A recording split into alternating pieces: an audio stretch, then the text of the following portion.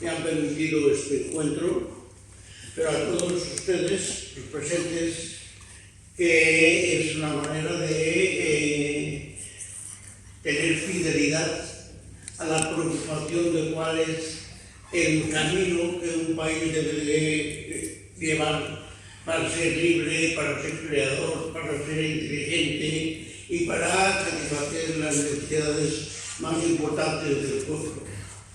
No lo hace ningún estamento superior, esa tiene que ser la emanación de una actividad popular, de un movimiento que es mi inspiración. Movimiento, lo que ya es movimiento de la vida y movimiento de la sociedad. Quiera o no lo quiera, no podemos estar en la inercia. El mundo se mueve y nosotros, para encontrar el punto fundamental del encuentro, tenemos que movernos paralelamente también, si no nos distanciamos de nosotros mismos. Muchas gracias a este público, y veo que hay mucha mujer, un honor a mi condición de ser el defensor de la presencia de las mujeres en la lucha antifranquista. Es una lección que no la han tomado todavía suficientemente los historiadores, porque muchas veces cuando hablan de la lucha antifranquista, desde el punto paternalista, desde el punto de vista simplemente es un guerrillero, pero nunca dirán era una guerrillera.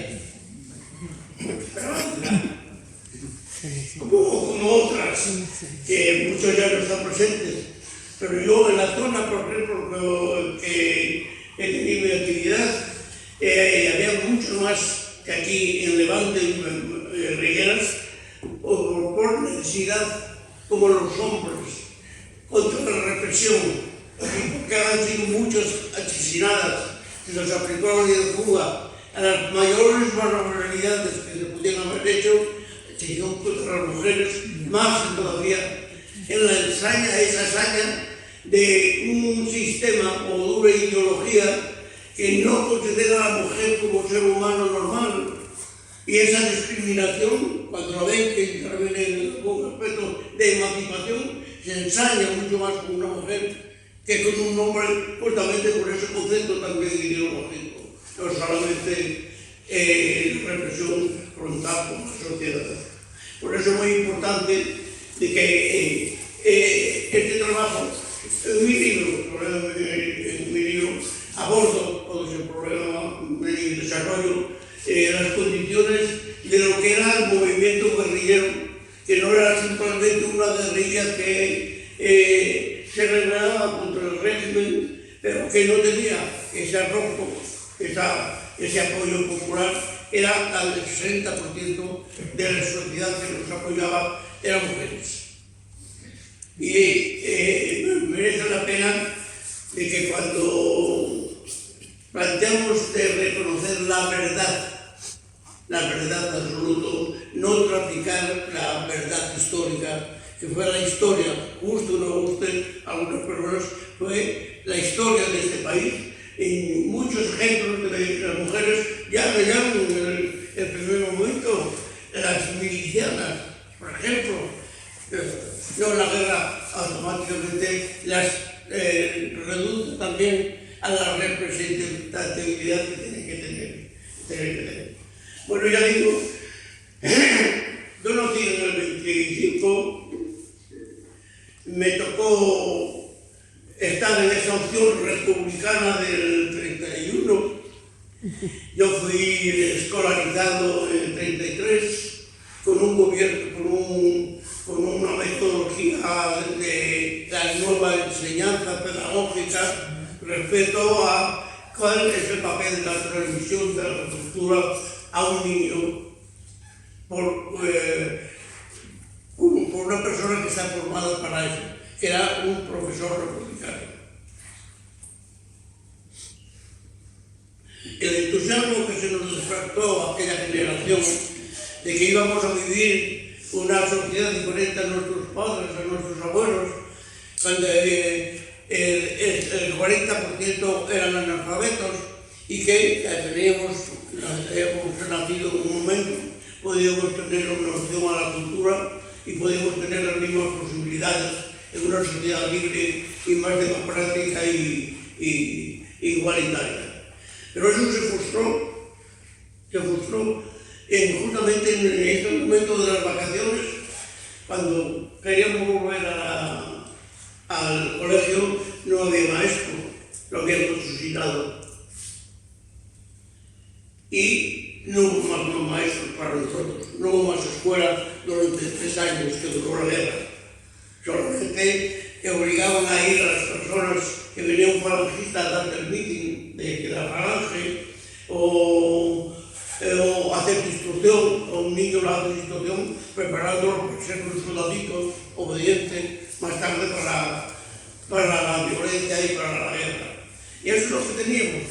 Y eso, claro, como teníamos ese referente republicano, hemos conectado los niños de aquella época, en aquellos trágicos días primeros de la represión, para hacer parte de la oposición a esa barbarie, ayudando a salvar a nuestros padres, los mayores, y a unirnos nosotros, los jóvenes también, para protegerles. Es un germen de unidad popular en ese momento ya, incluso a nivel de niños. Y era el ejemplo de lo que fue el Frente Popular, en donde toda la sociedad, o la mayor parte de la sociedad, estaba como garante del gobierno republicano. Bueno, así empieza mi historia. Y yo no quiero, justamente, mi historia nunca estuvo desvinculada de la historia del movimiento, de lo que esté presente.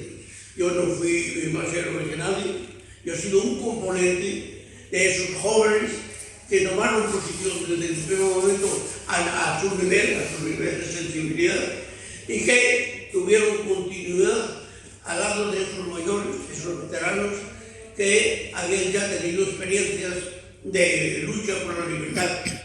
Ahí en aquella región, por ejemplo, en el 34, que hubo un intento también de reforzar a David Negro, que era la derecha republicana, que paralizó todas las transformaciones que estaban en el programa republicano, y se han terminado en un baño de sangre, más de 2.000 asesinados en Asturias y León, en aquella parte en donde yo nací, que dirigido también esa sangría por el general Franco. O sea que ya había un antecedente de lo que podía ser Franco, y ha cumplido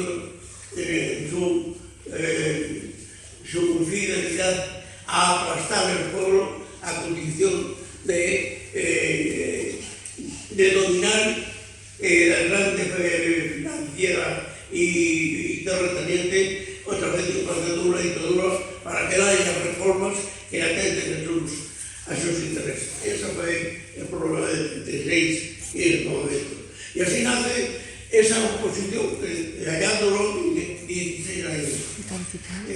Mi compañero, que lo mataron, que lo mataron en el 51, inició con grupos de resistencia ya en el momento de la sublevación, y a partir de eso vive en clandestinidad, pasa a Asturias, al Frente Republicano, vuelve, y ahí se genera todo un movimiento de gente que estaba condenada a muerte, ya estaba señalado, y se organizan también de una manera militar, de una manera armada. Y como todo ese grupo anteriormente había estado arropado por una organización de jóvenes y menos jóvenes, automáticamente encontraron el sistema de tener la protección de que las casas se pusieron al servicio de la gente clandestina. Y bueno, allí, sobre todo allí, tiene originalidad, porque nace el movimiento guerrillero no por ningún estado mayor del partido, nace por el sentimiento popular del pueblo en el Frente Popular. Y ese movimiento tiene todos los componentes que tenía el Frente Popular se manifiestan dentro de ese movimiento guerrillero. Y digo el movimiento guerrillero porque es un movimiento surgido allí a la base del pueblo y el pueblo implicado en el proceso. Por eso el movimiento, y no es una lucha aislada de un grupo en contra del fascismo, no, está coordinado. Y ese papel es el que comprenderá mejor el papel de la mujer, porque la mayor parte de los hogares de las mujeres participaban en todas las tareas de clandestinidad desde el primer momento. Está muy importante. Bueno, pues todo este tema nos lleva a que vives con cierta esperanza de que habrá resolución en la trayectoria de España, más o menos lo sabréis, como lo sabemos todo el mundo, que hay una traición, sobre todo desde las democracias occidentales, porque hay un contexto, digo, después de la Guerra Mundial, hay un contexto nuevo, después de la Guerra Mundial, que los países de Occidente tienen necesidad de definirse enemigos de los de Oriente, de la Unión Soviética y de los países socialistas. Y para ello hay unos acuerdos, son los acuerdos de Yalta, informan que se divide el mundo en dos partes. En uno, la hegemonía queda en manos de los americanos, los ingleses, los aliados de la guerra, y la parte del este queda también bajo la hegemonía, porque no hubo movimiento popular de liberación tampoco, fue el ejército rojo que implantó el sistema socialista en países como Rumanía, como Checoslovaquia y todos los países. Entonces, a partir de ahí, nuestra suerte en España está en el comportamiento de los países capitalistas. Francia, Inglaterra, ya en el periodo de la guerra, cuando intervenía Egipto y Mussolini, ellos votaron por la ley de no intervención, dejar que nos asfixiaran. Han sido cómplices también del fascismo, aunque aparezcan muy democráticos. Pues eso se repite luego más tarde, cuando en esta división del mundo, en dos partes, pues la parte occidental era de no apoyar a Franco, era de aislar a Franco, que era un elemento fundamental del fascismo internacional, porque Franco no hubiera ganado la guerra sin el apoyo de los italianos y de los alemanes. A Guernica la bombardearon los alemanes y Madrid y muchas ciudades fueron bombardeadas con el ejército. Pues hay una intervención directa, una injerencia en los problemas de España. Y bueno, pues era suficientemente para que hubiera un boicot al régimen franquista después de la Guerra Mundial y exigirle que haya elecciones democráticas. Lo estaba exigiendo a otros países, que se paga aquí, anda por España. Entonces tenemos ese factor que también ha determinado de toda la trayectoria que hemos sufrido los después. Entonces, yo he vivido esos acontecimientos con entusiasmo en algunos momentos, por haber tenido optimismo, porque hay veces son optimistas, porque hay que continuar, como ahora hay que continuar a pesar de las dificultades, y bueno, pues hasta que no hemos podido más. Y yo he sido uno de los componentes de la última guerrilla allá en León, que pudimos salir al exterior en 1951. Entonces, guardé esa memoria, esa moral de la derrota, que es muy importante. Y ver que cuando estás organizado y hay fraternidad y tu posición está clara, puedes mejor sufrir la derrota, porque siempre te queda una perspectiva para continuar.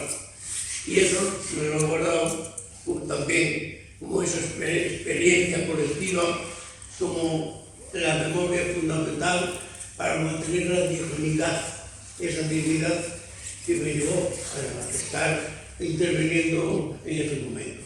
La dignidad de alguien, aunque esté derrotado, para nosotros militarmente, pero no estamos derrotados desde el punto de vista de la dignidad y de la perspectiva. Y lo hemos mantenido también en todo el periodo del exilio. En el exilio,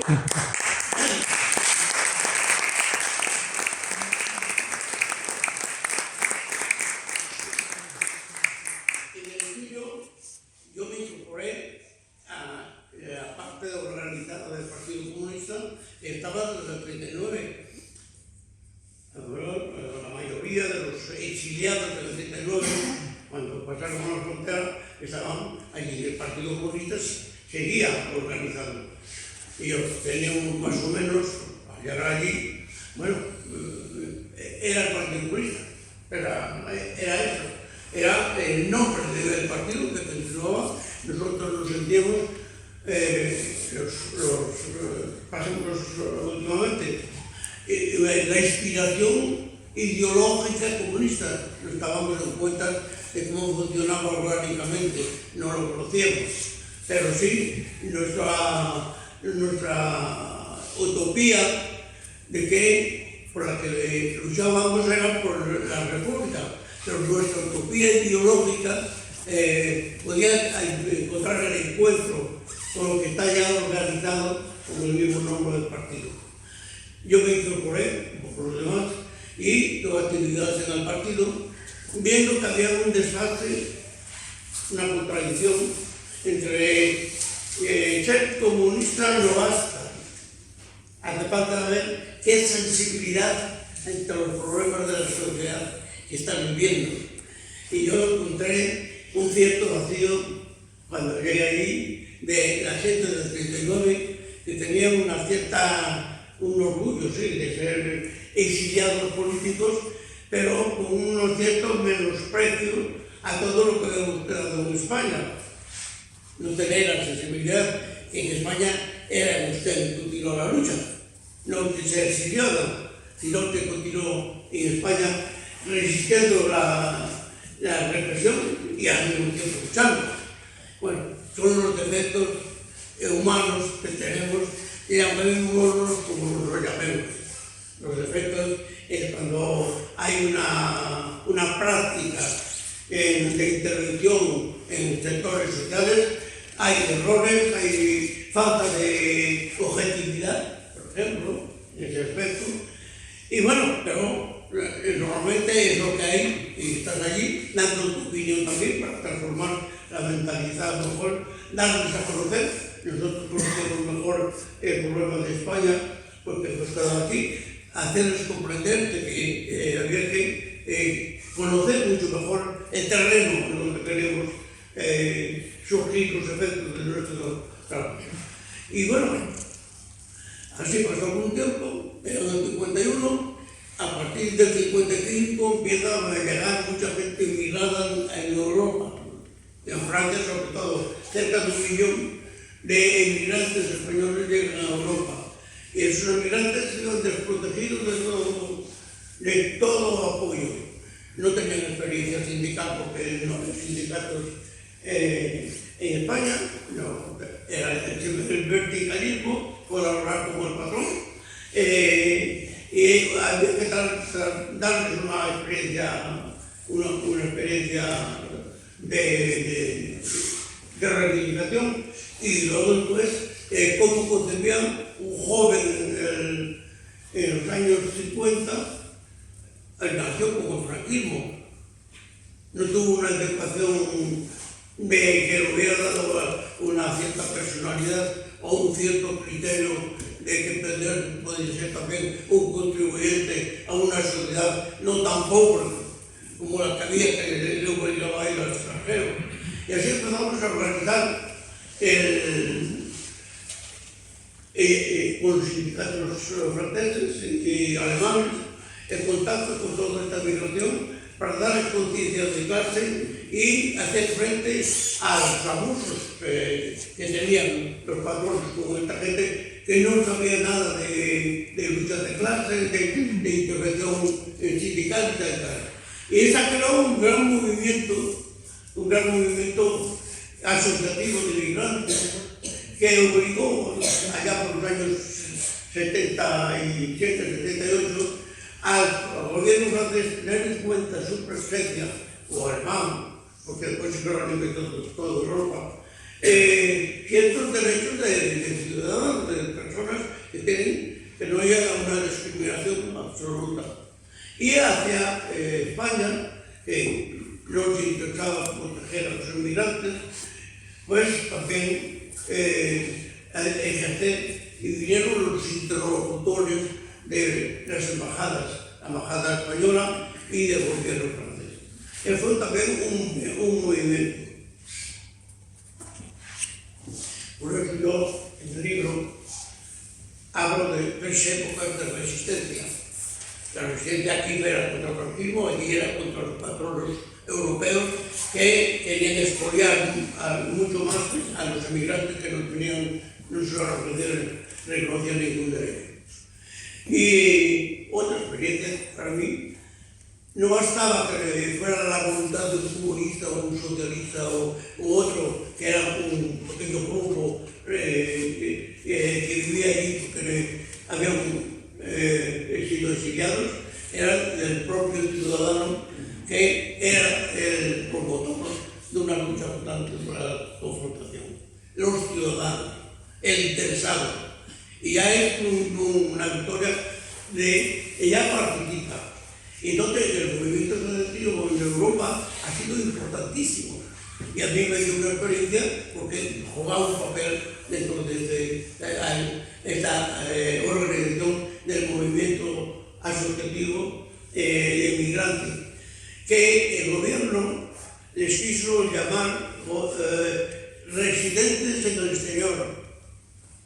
Y hemos hecho una gran batalla en contra, no son residentes en el exterior, son emigrantes, con un estatuto de emigrantes.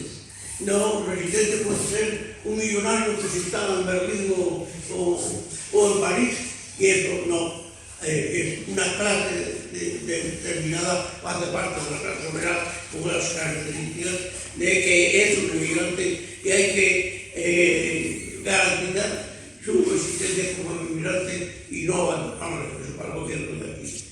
Y así hemos llegado incluso en los años 60 y tantos al derecho de voto inmigrante.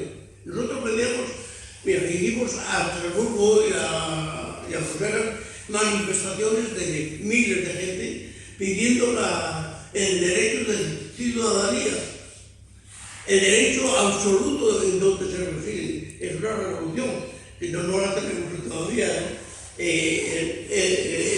Considerar al ciudadano como el elemento fundamental. Y bueno, pues consiguió el voto municipal y algunas cositas, pero gracias al movimiento.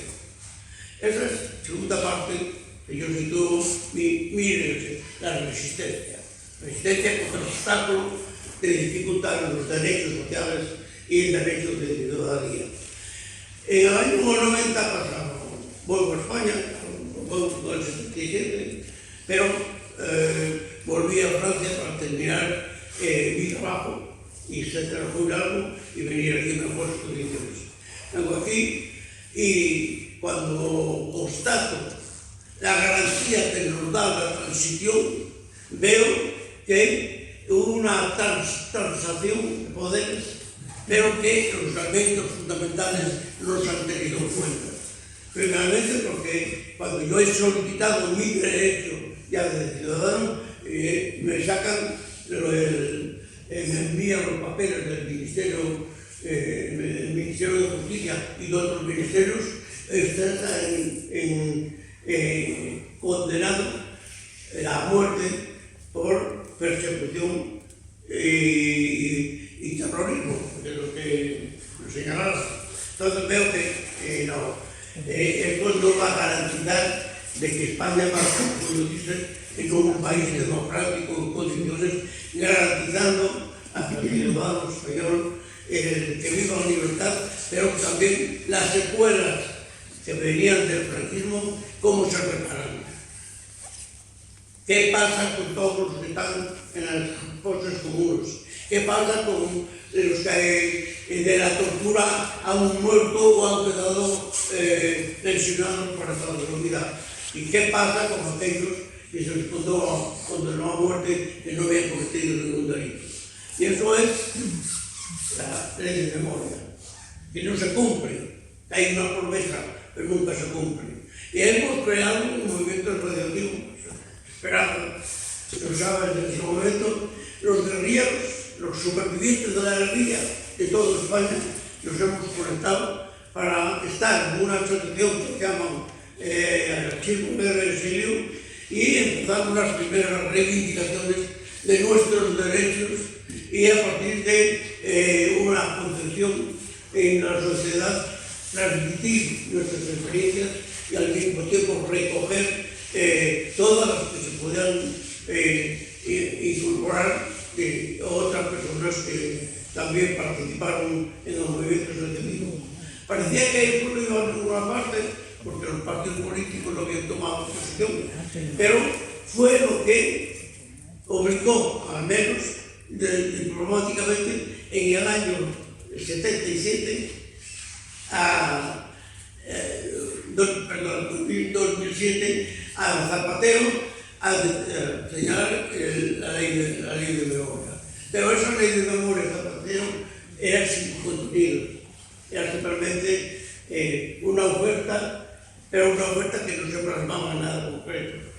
Cuando el movimiento relativo ha seguido desarrollándose y eran unos pocos en aquel periodo de 1990 y se han multiplicado las asociaciones por todas partes y llevó a las instituciones de la necesidad de nombrar un sector de memoria democrática.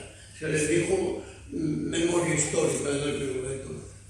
Yo digo memoria democrática, porque la memoria histórica, la historia, cada uno de interpretación puede ser. Memoria democrática se basa en los valores democráticos, en los derechos de la sociedad, en la reparación de todo lo que tiene que asumir el nuevo Estado, tiene que asumir la reparación del Estado anterior. No lo asume cada persona, porque si no, entonces no cambia las esencias del sistema político y el sistema de garantía social. Y estamos en eso. Ahora hay la nueva propuesta. Hay ya un defecto fundamental, el concepto de amnistía de 1977. Amnistía es derecho de impunidad. Punto final. Entonces, por mucha moralidad que quieras dar y que quieras argumentar, decir, sí, una ley de memoria, que no se puede reparar el mal porque está hecho, eso es una demagogia terrible. Estamos viendo que esto no avance. Y ya no avanza cuando hay una cierta voluntad desde la propuesta, desde la ley, a legislar sus propios contenidos. Y bueno, pues yo para mí es un tema que también quiero transmitir mi opinión, pero aquí de una manera crítica y autocrítica, en tanto que el papel que mi partido ha jugado en toda esta época, pero que solamente mi satisfacción no es solamente de que el Partido Popular un día haga autocrítica, ya tiene menos importancia que no que una verdadera ley impuesta por el movimiento popular, porque es la garantía que se puede decir a ver. Cuando el pueblo la impone por la acción.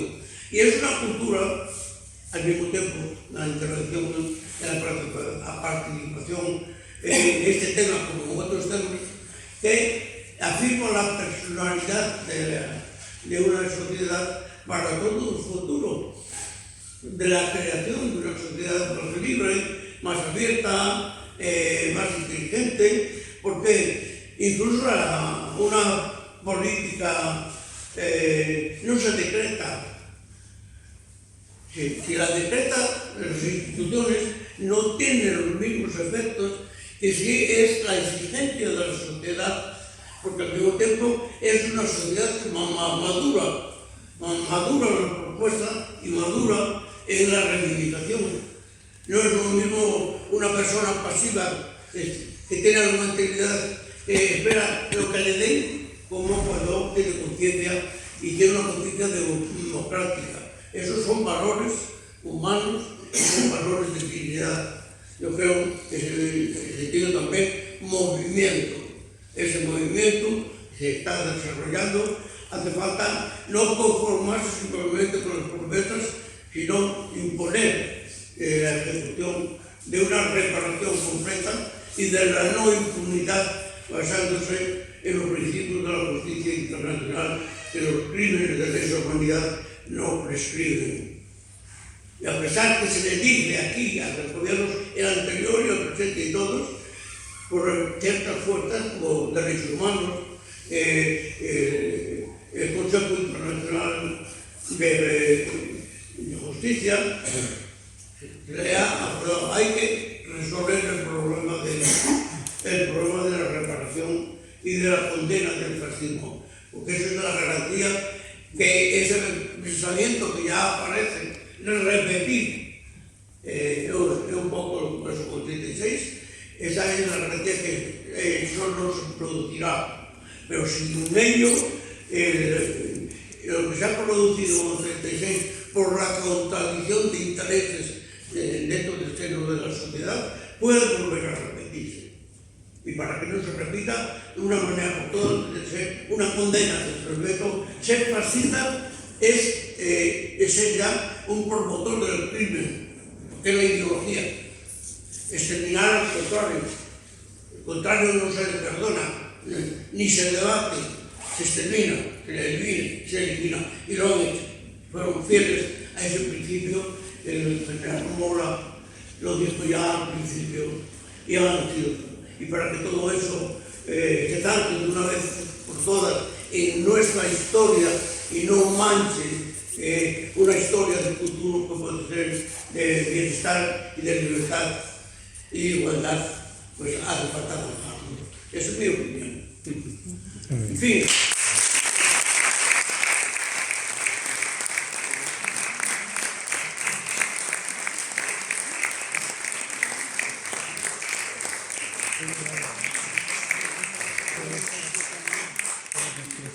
Esperanza, te voy a pasar el micro y desde ahí nos cuentas tú cómo ves el asunto.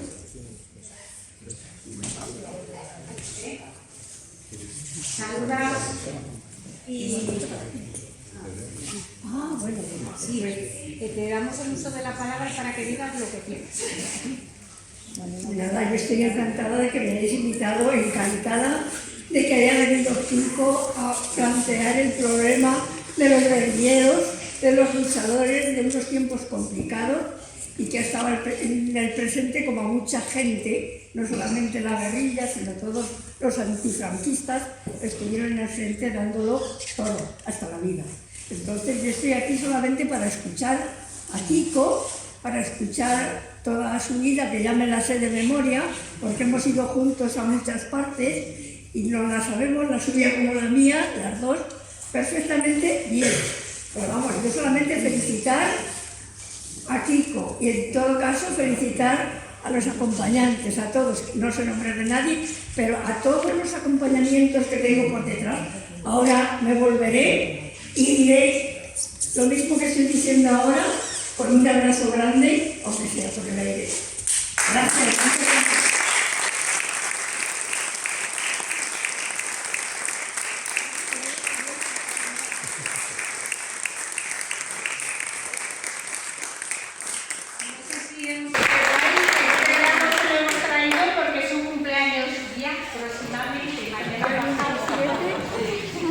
O sea, mañana. 96 años. El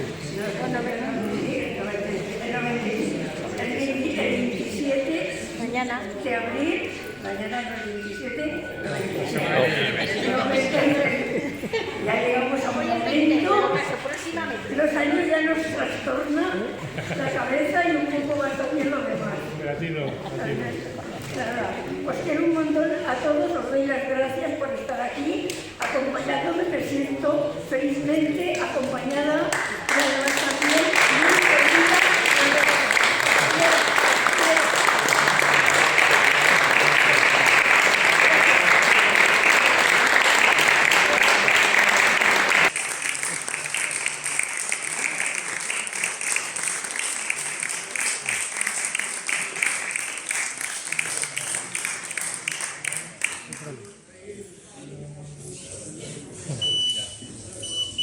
Ay, ay, muy bien.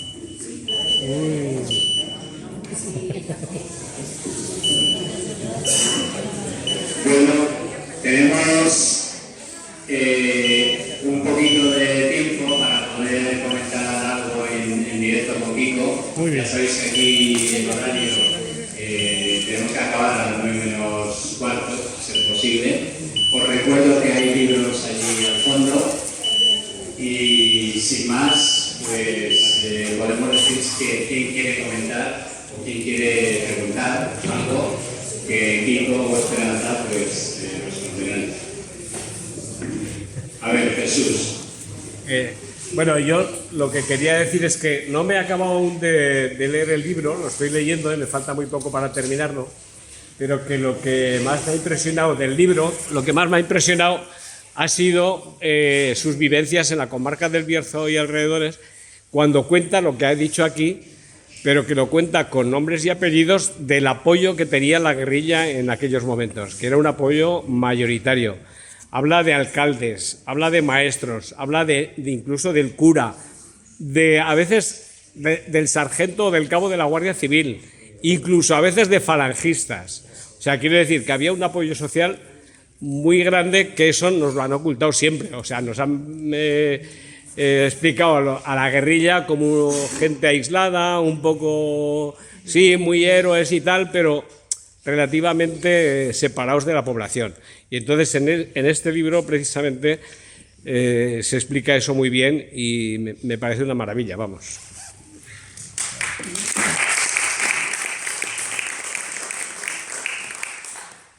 No basta decir que éramos un movimiento social y político, sino que hay que dar los datos. Yo no sé contar siempre, pero los doy en los libros.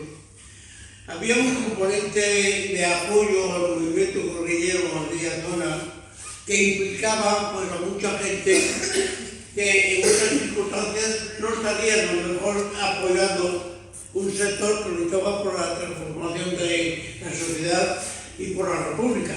Pero que en estas circunstancias, hacer un movimiento popular contagiaba o contactaba con no sectores, pero con personas que pertenecían a otro sector. La Guardia Civil nos perseguía. Sin embargo, tenemos contactos con los guardias civiles. Y no digamos con los soldados. Los soldados todos, la mayor parte de los soldados de los pueblos venían con material de munición, algún arma, y aquí nos armábamos.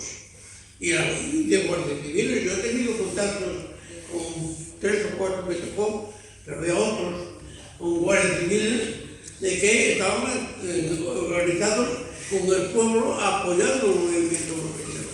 Y nos daban información y nos daban material también. Y sobre todo, los curas. No se aclara el problema.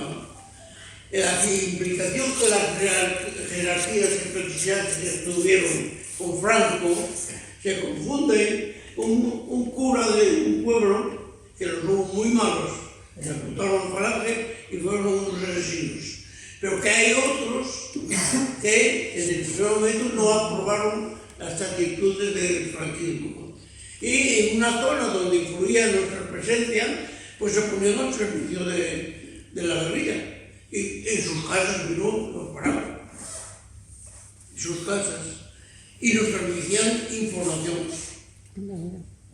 Eso, yo lo cito, no en este libro poderoso, me extiendo más en citar concretamente esto también.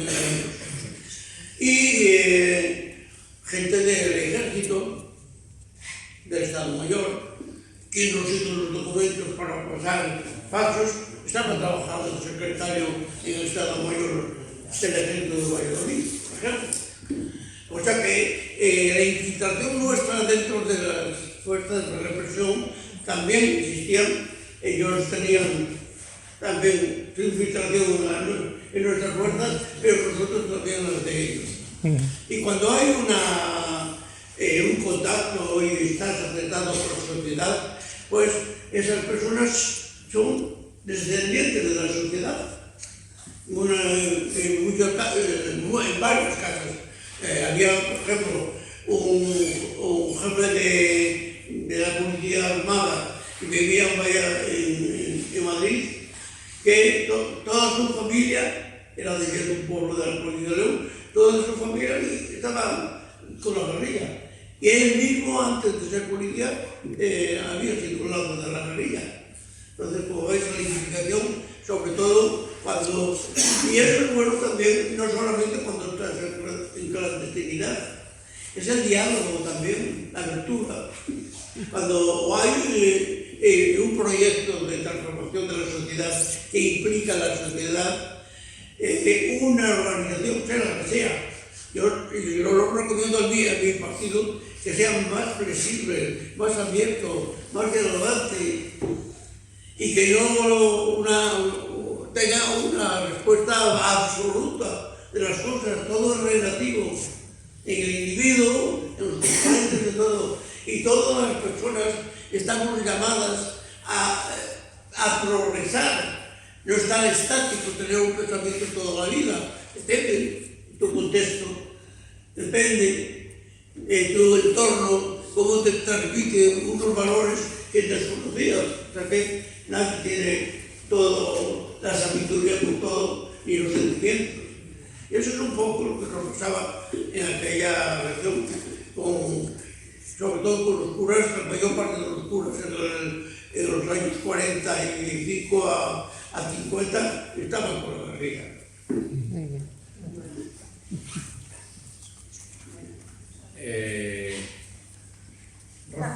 Rafa y luego Pedro. Rafa. Seguro que con toda esta colaboración que está juntando por parte de estamentos que no esperábamos leer el libro y tal, ¿cómo recibe el momento luego? ¿Cómo recuerda el día en que está en el monte y deciden o les ordenan que tienen que abandonarlo e intentar abandonar esa lucha y volver a cruzar la frontera? ¿Cómo es y cómo lo recuerda ese momento, esos días? Pregunta que cómo vives el momento en el que se ordena a la guerrilla dejar la lucha, abandonar la lucha y salir. ¿Cómo vivisteis eso en el monte? En nuestro grupo nadie ordenó nada, fue una decisión nuestra, del grupo. Cuando se analizaron las posibilidades y hemos visto de que la hegemonía del régimen apoyado por el mundo occidental no nos daba ninguna perspectiva y lo nuestro era solidario, y los últimos años han caído más de compañeros por la experiencia que tenía la propia policía y por el cansancio de un pueblo que te está apoyando y no lo puedes imponer un apoyo si le haya perspectiva política. Porque ese apoyo les costaba a mucha gente la muerte o la tortura.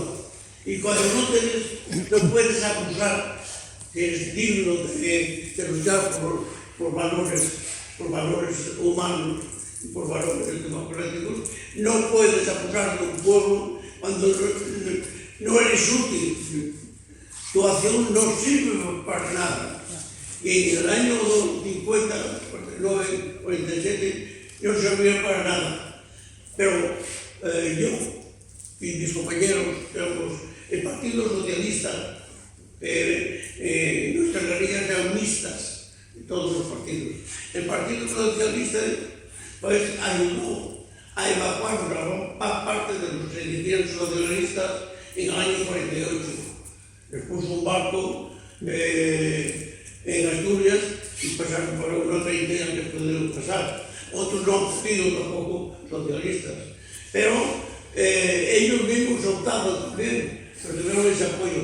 Nosotros no tuvimos nada de parte del Partido Comunista. Y tan ni consigna siquiera. Además, es demagógico cuando se pretende decir que el Partido Comunista era un movimiento gente. A último momento, 52, los de Levante, el escudo de Iván, pero tuvieron que resolverse por ellos mismos.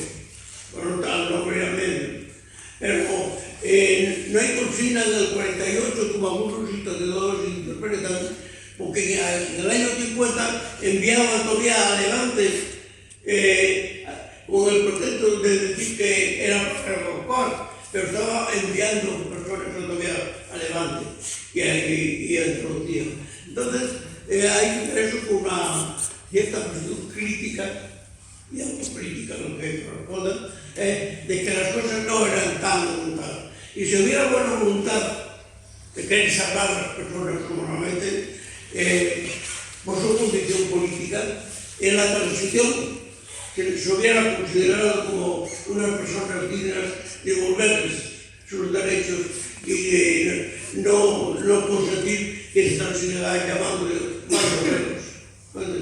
No, las cosas hay que meterlas en su juicio, ves aquí, pese. Muy bien.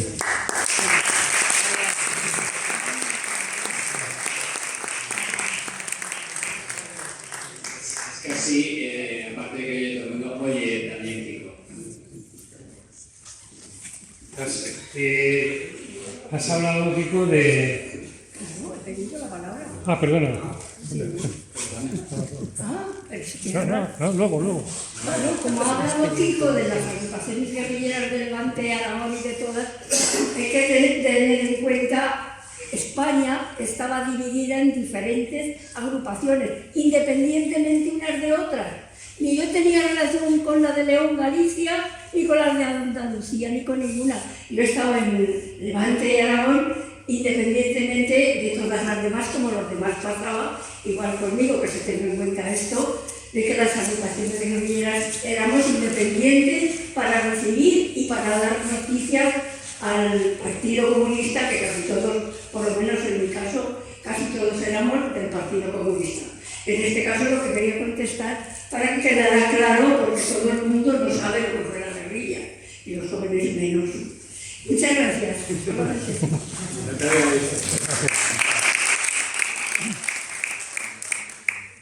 Me gustaría saber, Kiko, porque me leí la biografía de Monzón, y Monzón era una persona que trabajó la lucha de la resistencia antifascista en el sur de Francia y que trabajó también con la guerrilla, con el mantenimiento de la lucha guerrillera contra el régimen de Franco en los años 40. De Monzón hablan incluso que fue el precursor de la política de reconciliación nacional que luego Carrillo 10 años después puso en boga. O sea que hablaba de una gran alianza de clases sociales contra el régimen de Franco. Y la pregunta que te quería hacer era, porque has comentado tú un poco el cómo erais vistos los guerrilleros por los dirigentes comunistas, que igual, ¿no? Como un poco, desde una visión un poco elitista, ¿no? Me gustaría que si tú, ¿cómo viviste tú ese momento? Porque dice en la biografía de Monzón, dice que cuando Carrillo viene de México a Francia, que vuelve de México a Francia, es cuando empieza a haber un cambio importante en esta concepción de la relación de la guerrilla antifranquista con el Partido Comunista o con la concepción de cómo debe ser la lucha contra el régimen de Franco. ¿Entiendes, no? La pregunta. Si tú viviste este periodo con Monzón,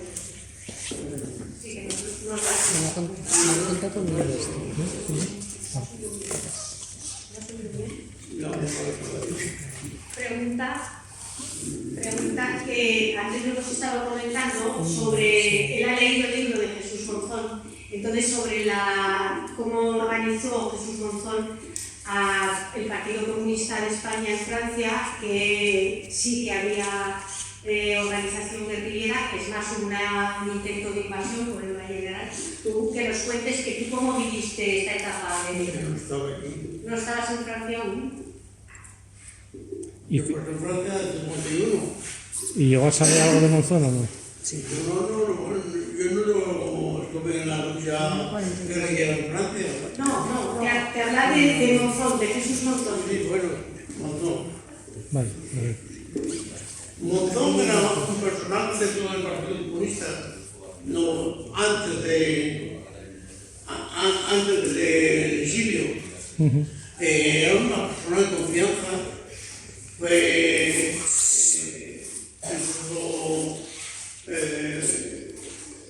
tuvo cargos públicos importantes y era una persona inteligente por lo que decían, que yo lo he conocido. Y cuando pasan al exilio y se aproxima el nazismo en la ocupación de Francia, pues por seguridad los dirigentes, y no solo los dirigentes, se fueron al extranjero, a México, muchos a la Unión Soviética y a América. Era normal salvar la vida personal, pero otros no fueron al extranjero, para hacer frente al nazismo, y Monzón es uno de ellos.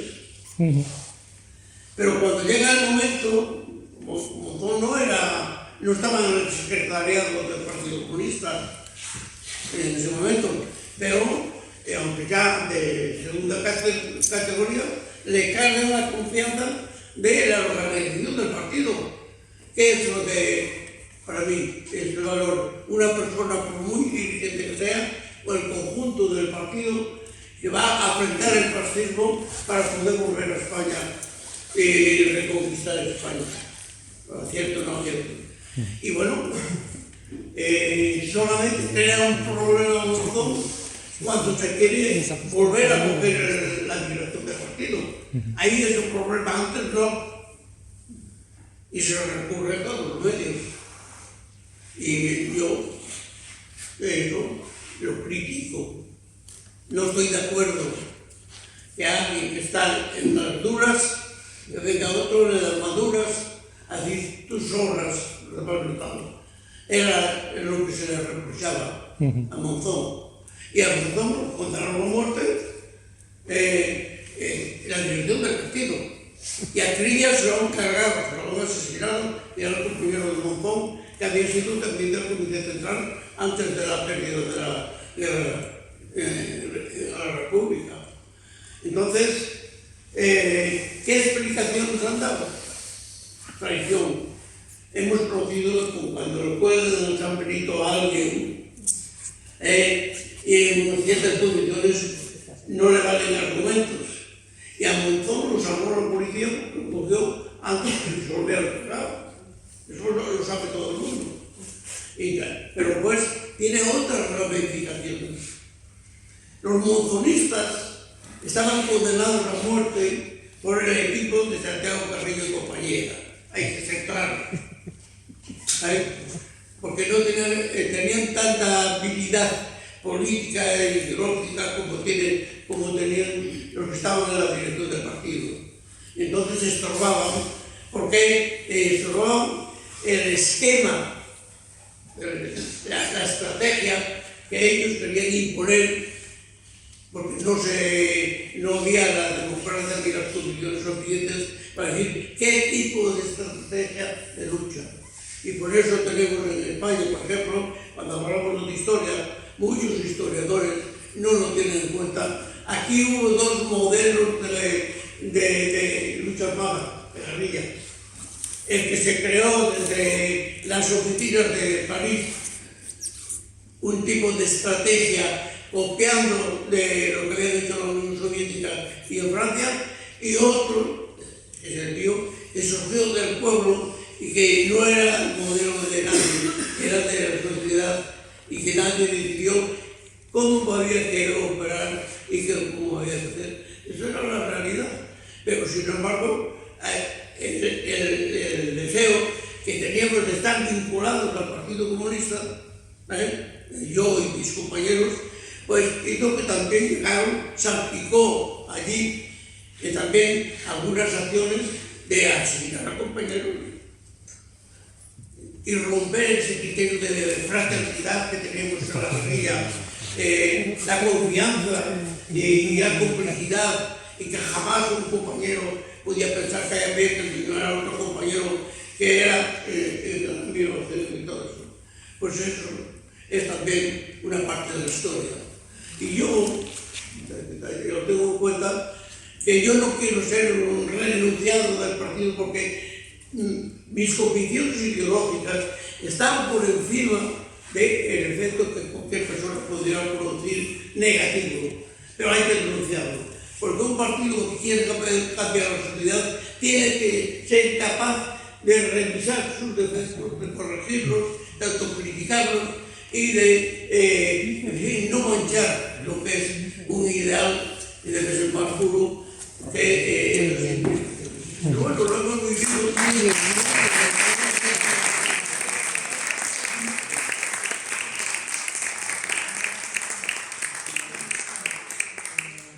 Queda tiempo para un par de ellas. A ver, allí, ¿alguien? Pues ya está. Como dice antes mi compañero por ahí, se creó un problema cuando el Partido Comunista en Francia ordenó la disolución de las guerrillas. Aquí en la ocupación de Levante de Aragón, el enlace, que era Doroteo Ibáñez, hermano, un personaje de afuera, dijo que no podía dejar abandonar a los guerrilleros a su suerte. Entonces desobedeció las órdenes del partido, lo expulsaron, etcétera, etcétera. Fue incluso, parece ser, denunciado y juzgado y luego fusilado. Es decir, se creó un problema grave cuando había guerrilleros que no aceptaban la orden del PP de Francia. Y simplemente lo que ha comentado alguien por ahí. Y conocemos el ejemplo concreto de Doroteo Ibáñez, que era uno de mi pueblo precisamente, y tuvo esos problemas por no dejar abandonada la guerrilla de Levante. Es que comenta que hubo guerrilleros que tuvieron problemas cuando se dio por el PC de que se abandonaba la lucha armada, entonces se quedaron vendidos porque hubo camaradas que no fueron capaces de dejar a sus compañeros y que conocen el caso de un camarada que luego fue juzgado. ¿Y qué zona? Aquí en el Levante. Ah, Levante. Bueno, Esperanza sabe mejor, pero bueno, también yo por el pero el Levante yo no quiero juzgar el Levante porque tiene otros orígenes la guerrilla de Levante que la mía. Pero el Levante, hubo compañeros en el Levante como en todo, que han muerto con mucho heroísmo y con mucha dignidad. Y eso es lo que refleja lo que el pueblo, la mayoría, la base, es como esencia, esa ideología que quiera transformar el mundo para un mundo libre y mejor, y que esas acciones, hágalas que nos hagan, no pueden perturbar la dignidad de todos esos que han sufrido tanto en nuestro país, que es fundamental. Y yo me quedo con eso porque es lo que he vivido y con quien quiero vivir. Me quedo con gente que tuvo dignidad hasta el momento de su muerte. Eso es.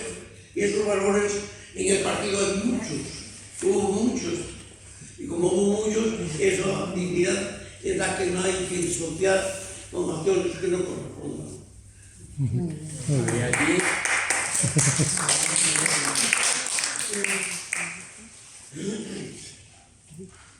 Bueno, a mí hay un tema que me obsesiona, porque yo soy del Bierzo también. ¿Del Bierzo? Sí. Y hay un tema que me obsesiona absolutamente. Usted en el libro dice que la Cabrera ve las condiciones para que esa alianza con el pueblo se dé, que es una zona muy pobre y es donde además Girón más interviene. Hoy lo que vemos en el Bierzo es que está absolutamente degradado, que estamos sufriendo, evidentemente no estamos en los años de la posguerra, pero estamos sufriendo muchos ataques a la sanidad, desempleo, precariedad laboral, especialmente ahí en la zona de la Cabrera, y no somos capaces de que la gente se levante, de que la gente mínimamente salga de casa. ¿Qué nos recomienda Kiko a los que militamos ahora para poder levantarnos sobre el Bierzo? Probablemente también aquí en Aragón tengáis alguna necesidad. Gracias.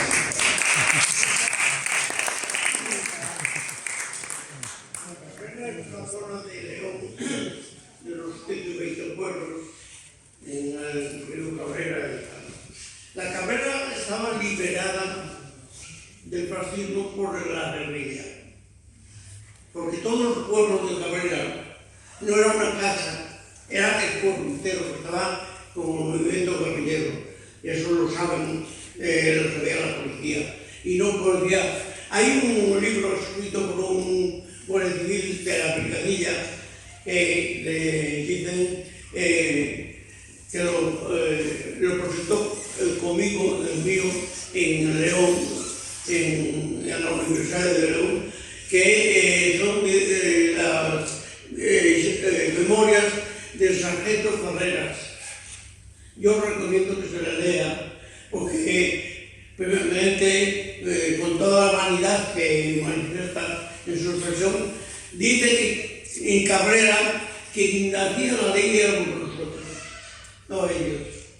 Y ese es lo que da la dignidad a un pueblo que en verdad que es un poco desarrollado económicamente, pero que lo han arruinado después de que nosotros nos hubiéramos ido de Cabrera, y con las pizarras que hicieron de Cabrera un cementerio.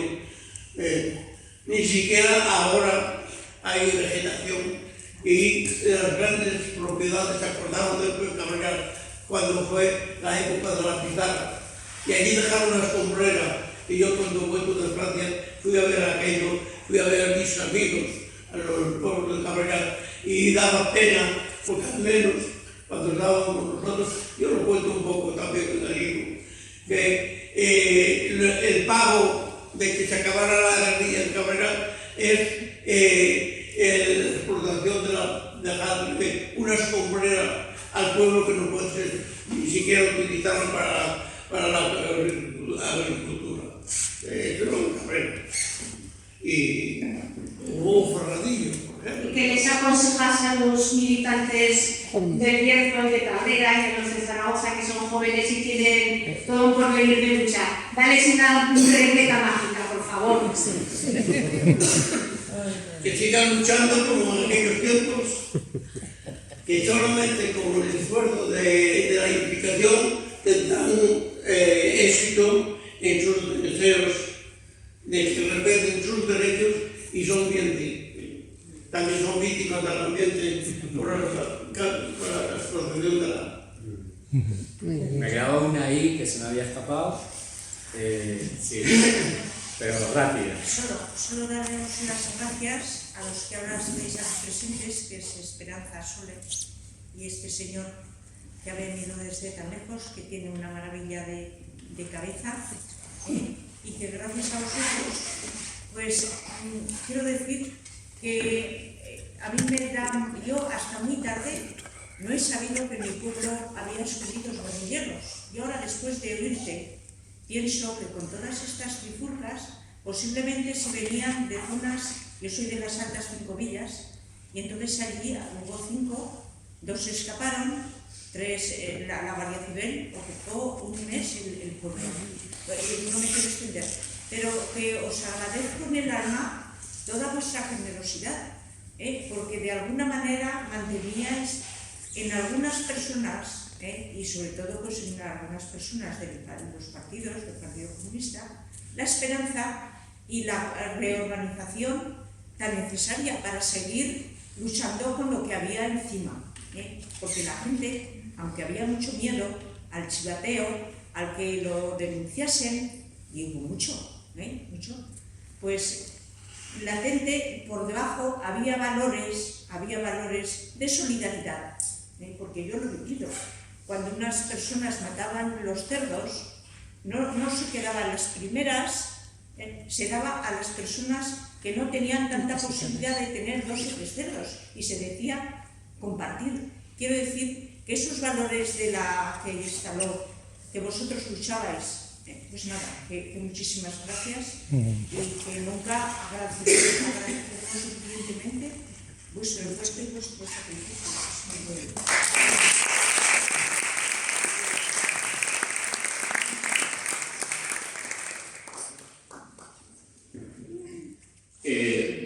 Llegamos al momento que hay que acabar. Bueno, Kiko, Sole, lo que nos han dado es una lección viva de lucha, de compromiso, de resistencia y sobre todo de memoria democrática y de los valores que ellos y ellas defendieron, los que creemos que hay que seguir defendiendo y que, bueno, pues en ese camino sabemos que seguiremos contando con Kiko, con Esperanza. Sé que están siempre dispuestos a ir a donde se les llama, a preguntar, a explicar, a razonar y además con el tono que lo han hecho y lo han dicho. Siendo vivencia personal la que trasladan, con calma, con tranquilidad y a pesar de lo que mucha gente dice, desde luego sin odio, sin rencor, sino simplemente con dignidad, porque es esa dignidad la que aspiran, la que tienen derecho y a la que creemos que es un deber democrático de una sociedad democrática que debería tener. Muchísimas gracias.